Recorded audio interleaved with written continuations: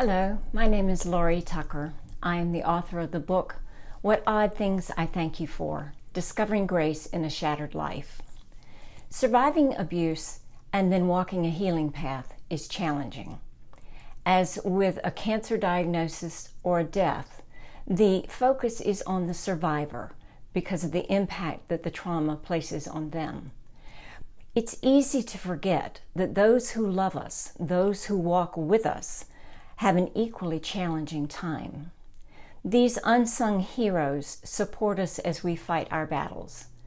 They, in turn, must fight their own battles to stay healthy and whole in the face of our healing.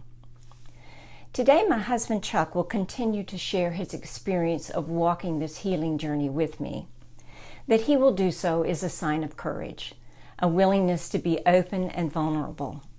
For a guy who loves to fix things, and he can't fix me, being willing to offer do's and don'ts that he's learned along the way is a true gift. I hope that hearing from him, hearing the things that he's learned to do to help me and to take care of himself, will help others who walk with survivors along the healing path. Here's Chuck. Thank you, sweetheart. Hi, I'm Chuck. In part one of this video, I shared some ideas of how to live with and love a survivor of abuse. There's a link to that video in the description below. Here are 3 more items to round out that list. As before, I'll use female pronouns because my survivor was female, but of course, some of you may have male survivors. The first item for today, don't ask her to do something she's not ready to do. An abuse survivor's fight-or-flight system is easily triggered, even by things that don't bother most people. And when a survivor gets triggered, it may take hours or even days for her fight-or-flight system to calm down. You can help by not pushing her to do things that are likely to trigger her. Loud music and noisy crowds can trigger Laurie, so we don't go to rock concerts or loud bars. That actually wasn't very hard for me to give up. It was much harder to understand that airports and airplanes are bad for her, and come to grips with the fact that we cannot make long trips together.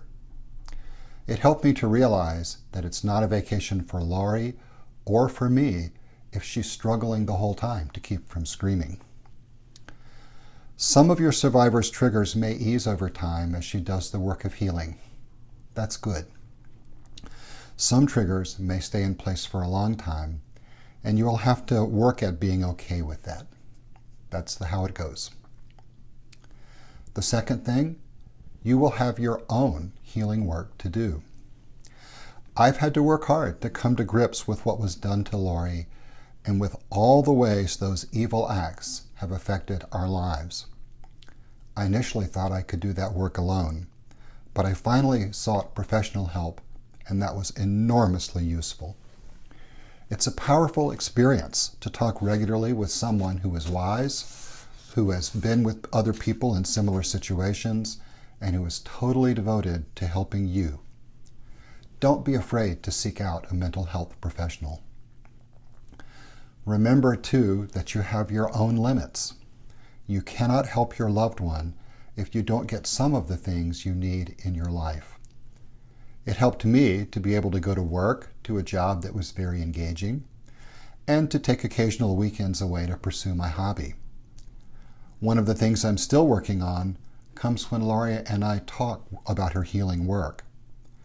I need to learn to recognize when I'm close to the end of my ability to listen to her and to say something like, could we talk about something else now and come back to this later? I want to help her. I want to be able to listen attentively for any amount of time, and I have my limits. It's better for both of us if I can recognize when I'm getting close to my capacity and ask for a change of topic. That way, I never get to the point of ignoring her or responding angrily. Third, pay attention to the things you and your loved one can both do and enjoy, and do those things a lot. While there may be things you used to enjoy that you can't do now, take advantage of the opportunities for joy that you do have. Laurie and I love to sit on our back porch on pretty afternoons, drink some wine and talk. We enjoy taking ballroom dancing lessons. We're easing back into doing more social dancing. We love walking in nature, eating out in a quiet restaurant, and cuddling on the couch watching our favorite TV shows. All of those things are good for both of us. The work of healing is important. It can be tough. It is often rewarding. It can be very engaging. And most of us need to balance that work with some amount of play and fun. Whenever Laurie and I have managed to expand our repertoire of fun activities, we have found ourselves happier, better able to face the challenges in our lives. Do the healing work you need to do, and don't forget the fun. That's it for today.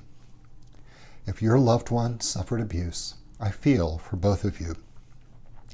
I wish you didn't have to bear the hard things in your lives. And from my experience, if you engage in your own healing work, you will learn some wonderful things and become a kinder, wiser, happier person. I hope those gifts come to you. Blessings for the journey.